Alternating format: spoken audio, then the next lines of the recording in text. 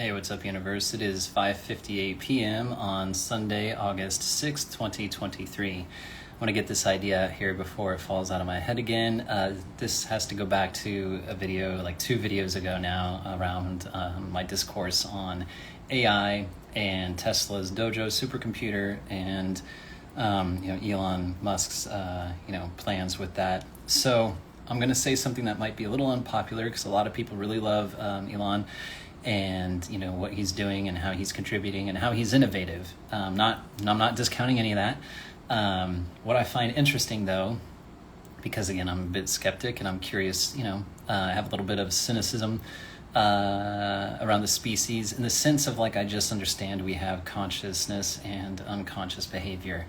And so when I look at somebody like Elon and his plans, for renting out the additional computational power for AI, he is positioning himself very well to be in control of a lot of information and resource. And so all I'm saying is that why we're celebrating him now, or why there's a vast majority of, like, a huge part of the population, I'll say, that celebrates him and views him in a very positive way. It's kind of like love and hate. It can turn really quick, and there's 2 sides to every coin.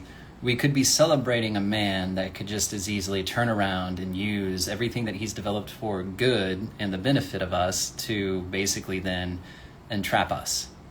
Just going to put it out there. Again, I understand it's probably not a popular type of belief, yet at the same time, history has given these things to us. People are people, humans are humans. Absolute power corrupts absolutely. Like things beget like things. I know that that's not to say that he hasn't contributed good to us. I'm not saying that at all. I'm just saying that the flip side could also be the case. That I'm just saying that could also happen.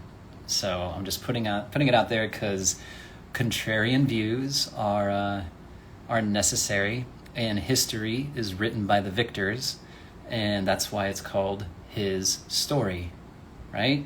How many times do you hear the version of the story from the people that are no longer around to tell it? Exactly. So I'm just putting it out there. It's not however it pans out. I'm just putting it out there. This particular video, and again, this actually kind of plays right into that, to tell you the truth. This particular video is going to be around like royal rife and frequencies, and around things like our health and medicine and things of this nature. So I used to work for a company called Advanced Biotechnologies, and there's a product called the Biocharger. And then I also bought a device back in 2014 or 15 called the BioWell. Let me kind of back up a little bit. I got divorced in 2014, and I've always been into unorthodox things.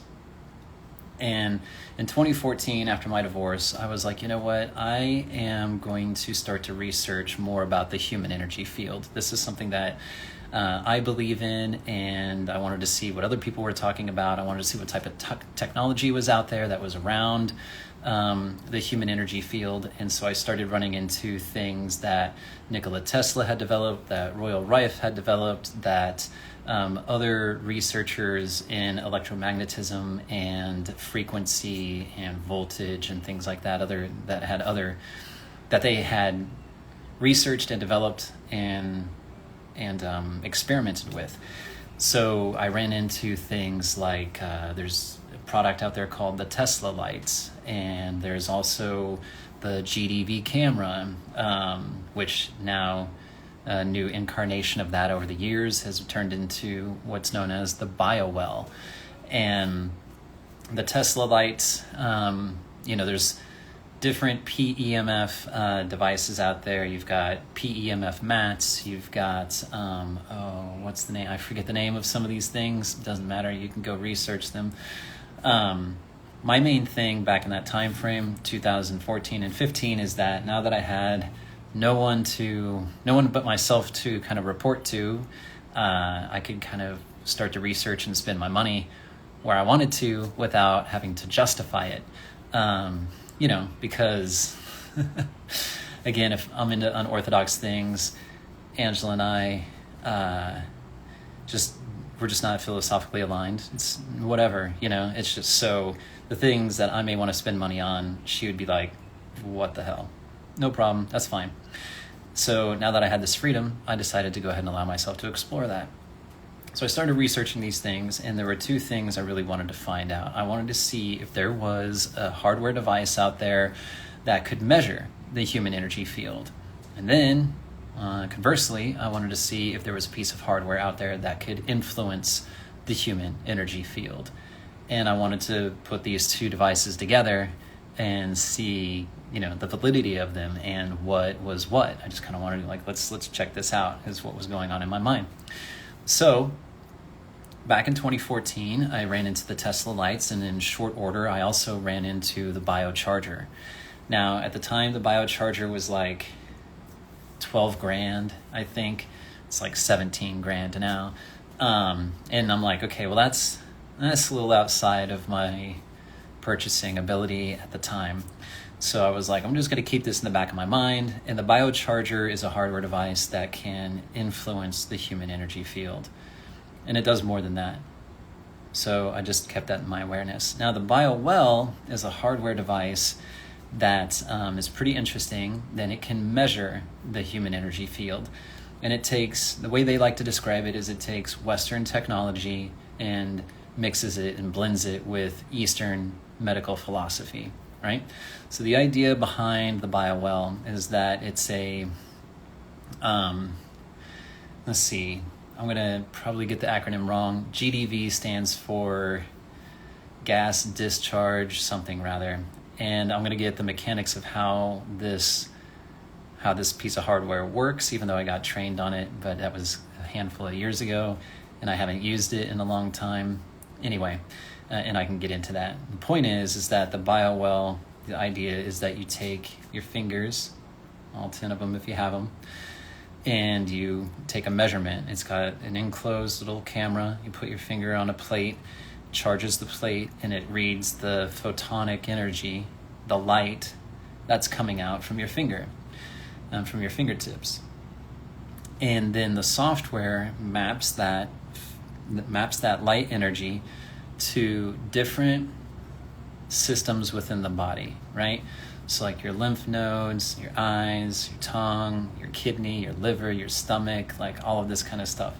And then it also gives you like a full like body scan. Like here is your energy field of like your overall body. And there's some real truth to this. I've seen like Krishna Medappa is like the US counterpart. I don't know how involved he is anymore with the BioWell. This device is developed by Dr. Krotkov in St. Petersburg in Russia. So I had training from both of these individuals, like probably 4 times. I went to like a level 2 training twice, and a level 1 training twice, and a level 2 training twice. And to see how they read the data, like they were just really good experts at interpreting this information. It was pretty cool. So I bought that and got trained on it because that was definitely more within my purchasing ability at the time. And one of the times that I went to go get training on this device, there was a spa in New Mexico that had the Tesla lights. And I didn't do a before scan, but I went with like 2 women to the spa that were also going to this training. We decided, hey, we're gonna go check out these Tesla lights. And so they did a before scan of themselves. I forgot to do one, but then I did a scan after my experience with the Tesla lights. And I've done enough I had done enough scans of myself to know what kind of like my baseline looked like. And after my experience with the Tesla lights, my energy field was like, woof, just massive. And then my experience of the Tesla lights was also like a profound experience, because I swear, like, the person that I was up in a room, like up in a, like there was stairs that had to go into the room that I was in when I was doing my Tesla light session. I could feel the person coming up the stairs. Like, my energy was like just ballooned out. It was crazy.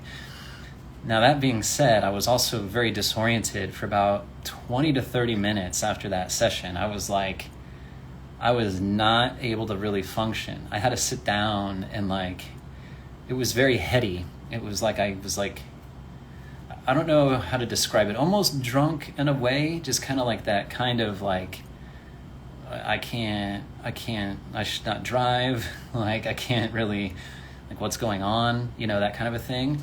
It was a good experience, yet there was a very real, like, come down from that experience. And the BioWell definitely recorded a huge change in my energy. And again, remember, it's measuring the energy of light, the photons that are coming out of my fingertips. Huge difference. And then so it got to be 2016, right? Yeah, 2016. And I was able to liquidate some assets that I had from the divorce. And I was like, you know what? I'm going to buy one of these biochargers. And so I bought a biocharger, got it all set up, and I started doing experiments on myself with the BioWell. Again, able to see an impact. The biocharger didn't have the same like ballooning effect, which is fine, because it's actually better, because I was able to do a session on the biocharger and like go do stuff. Like, there wasn't any like come down, there wasn't any, like, it was fine. Like, do a session, boom. Now, both the Tesla light and the biocharger are passive, which means that there was nothing connected to my body. I didn't have to touch anything. I just basically had to be present with the device. Now, the thing is that, like, again, Nikola Tesla, Royal Rife, these guys did research on frequencies and how they impacted the different systems in the body, different cells, things like cancer cells, because everything is energy. Everything has a frequency. Everything has a resonant frequency, which means there's a certain vibration that you can send to anything, and it will break it up. If you can have, and so they both did their own independent research on finding out the different resonance of different things. And Rife definitely did a lot of work in the area of like ailments and cancer and this kind of a thing, and developed devices to work with these things and to help patients with these conditions. Now, Rife got shut down by the AMA. He tried to come back. There was other practitioners, other doctors that were using his device. They were threatened with losing their license and other types of things. There's a book out there called The Cancer Cure That Worked, 50 Years of Suppression, that was published in 1987 by Barry, I don't know if it's Lynes, Lynes. You can still find it on Amazon. And it basically documents Rife's whole journey, and including like all of the stuff that was going on politically, so to speak, around this type of technology. There's also a TED Talk. Let me see if I could find it. Yeah, there's a TED Talk. Now, the TED Talk people, they have a little disclaimer on the YouTube thing that's like, this isn't like an official TED Talk thing, because like none of this has been like, verified. This isn't medical advice, all this kind of a stuff. And I'm not a doctor either. I'm not giving any medical advice. So I'm just putting out there what I ran into. So for whatever that's worth. So the name of this is called Shattering Cancer with Resonant Frequencies by Anthony Holland. It's a TEDx talk at Skidmore College. And if you read the comments on that video, it's pretty interesting as well. And it just is an interesting aside around the things that we're told, the things that we are given, and the view of the world that is perpetuated, that we're indoctrinated with, that runs against, this is nature. This is nature at work with a capital N. This is Mother Nature doing her thing. Like, there's no illness that exists. There's no problem that exists without its solution. There's no illness that exists that nature can't handle. You know what I mean? Nature can give us everything. And our bodies are incredible, incredible things. So I want to just mention like The Power of Belief by Dr. Bruce Lipton. Dr. Joe Dispenza is another interesting thing. Dr. Jerry Tennant, Healing is Voltage. And even back in the ancient times, like with Pythagoras, the ancients knew that sound was extremely healing and therapeutic. So like Pythagoras's, there's like what his lyre, I guess there's few different ways you can say that. The lyre, the lyra, or lyra, but it's a musical instrument.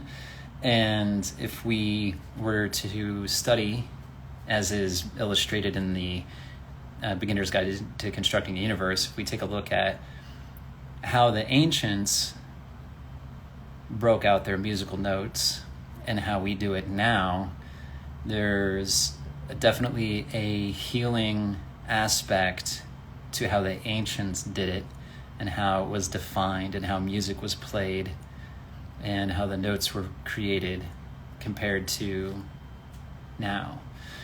And to me, it just goes back to the things that we're talking about in other videos. To me, it's just another example of,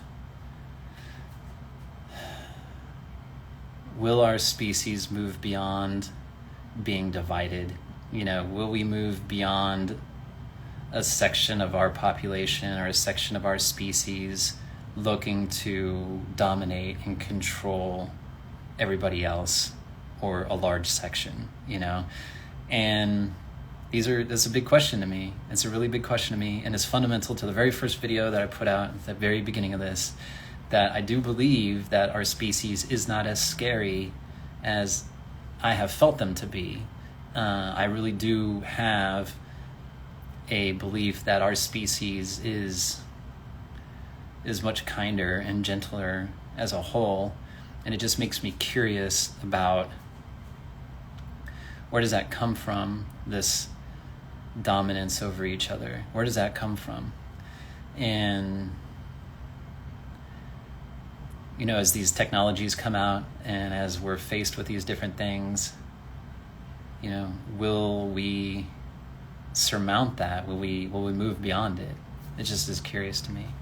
So that is pretty much what I have there. The biocharger and the biowell are both very, very interesting pieces of technology. I stopped using the biowell because I got frustrated with the software. You could export the data, like you could get all of the measurements, which was super cool, and you could get it exported into a CSV, except for it was not a standard CSV. And I went back and forth with Dr. Krotkov. I pulled out the standard of what a CSV is. Like, the reason it's not a standard CSV is because there's multiple headers, like multiple heading rows in different parts of the CSV. Like a CSV has one header row, one, and then all of the columns filled with data, right? You don't have multiple column, that's not a standard CSV. So it made doing analysis extremely difficult, because if there were new subprograms introduced, like new points of data introduced, that changed the structure of the CSV. I developed software because I was tired of using their software. I developed software that took that CSV data and plotted it along like a linear line, so that way I could see like the different parts of my body like over time, and then it pulled the journal notes out so I could read that, and I developed my own stuff, but I was using the CSV as my data because that's what I needed to plot this information. It was an incredible undertaking to work with that CSV. It should not have been that difficult. And I even took the time to, and then the other point is that like if you were working in say like English and then switch the language over to Portuguese or Russian, when you exported that information, all of the text would be question marks, right? It would then, like there wasn't a standard, right? So like if people across the globe were trying to collaborate, this made it even more difficult. And so I took the time to develop a numeric key, take the language out of it, let's just use numbers, and then you could make that key public so that everybody knew what the standard was, and then export that information into like a JSON format. Now this is getting all nerdy and everything like that, but JSON is a standard way of packaging information. It's used everywhere on the internet. If systems need to talk to each other, it's most likely that they do it in JSON. Some of them do it in XML, but JSON is more friendly, and it's the standard. And they would not, for whatever reason, would not listen, and they wouldn't change their software. And I have never seen them update it. I've kept track of the software, and I've never seen an update where they're like, hey, we've changed this over. And I'm like, if you guys don't change it over, I'm just not going to use it. I'm not going to use this anymore, because I can't do science with it because it's a mess. And then the biocharger is just a very, very cool device. There's definitely things, because I ended up working for Advanced Biotechnologies, the makers of the biocharger. I started working there in 2018. They approached me because I made a YouTube video about setting up the device and installing it. And so in 2018, they approached me, and I worked for them for a couple of years. And there's definitely some programmatic things that you could do with the biocharger that you could really start. If I could take the information from the BioWell, I could really start to do some cool things with the biocharger. There's that's a $1 million idea for sure. And I will just say that like it's one of those times like where I had an idea and I told the CEO about it, and then they turned around and like I was just present for this conversation. They used my language and my idea as their own, which is fine in a way. I still haven't seen it actualized yet as far as, from the company itself or anybody else doing it. But it's also one of those things where it's like, I could go both ways with this, right? One, give credit where credit is where it's due. And then also there's the quote of like, imagine how much we could get done in the world if we stopped caring, who received credit for, ideas. So for me, I go back and forth with this, and it is what it is. It's no big deal. Just suffice it to say that these technologies exist. And that's another thing I want to put out there. When it comes to sci-fi, right, with the transparent aluminum from Star Trek and that being a thing now, I've never ever seen anybody in like a sci-fi movie or a sci-fi show mention even a little bit what is in a life support system. They talk about it. Apparently it's critical because it's supporting life in these spaceships that are taking human beings across the galaxy and across the universe. But we never ever hear, at least I haven't. So if anybody has heard of an example of like where the show starts to talk about, like, did they mention the Schumann resonance? Did they talk about frequency? Did they talk about like noble gases? Did they talk about any type of frequencies? Did they talk about PEMF? I don't hear any show anywhere talking about what makes up the life support system. But I guarantee you the life support system has to have something to do with these. It has to do with the frequencies, has to do with light, it has to do with the things that our bodies require, these frequencies that we require to live as biological beings, like this, the things that our bodies need. That has to be part of the life support system, but I've never heard it talked about. And And if you look at, what's another thing here? I have this, where is it? Another resource, right? If you Google this, right, non-invasive therapy for cartilage regeneration, MSC hyphen TOPS, TOPS hyphen 96, you'll probably find a technology, a NASA site where they talk about what is it? And there's patents for this. Let me just kind of read you the quote here from it.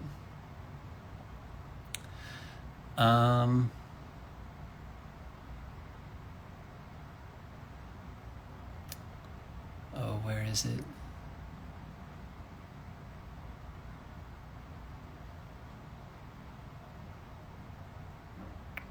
Sorry. Well, you could just, I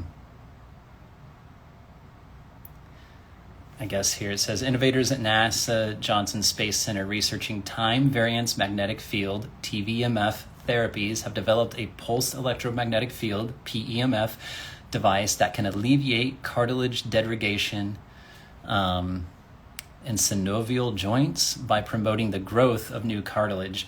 Anyway, so basically what I'm saying is that NASA, basically through this, is confirming that these frequencies, these types of technologies, are critical.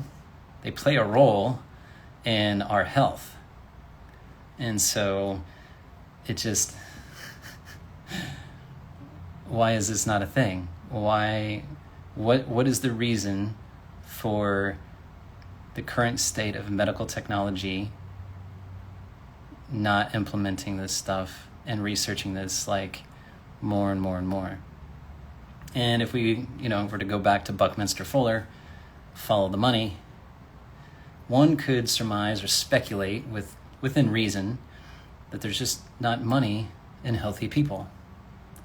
So anyway, end rant. That's what I got. Thank you again. I've been talking for like 90 minutes, so I'm going to go ahead and relax my throat. And I think this will probably be my last video for the day. All right. I love you guys. Thanks for entertaining me. Thanks for being here. Thanks for journeying with me. And all right. I love you. I'll talk to you later. Bye.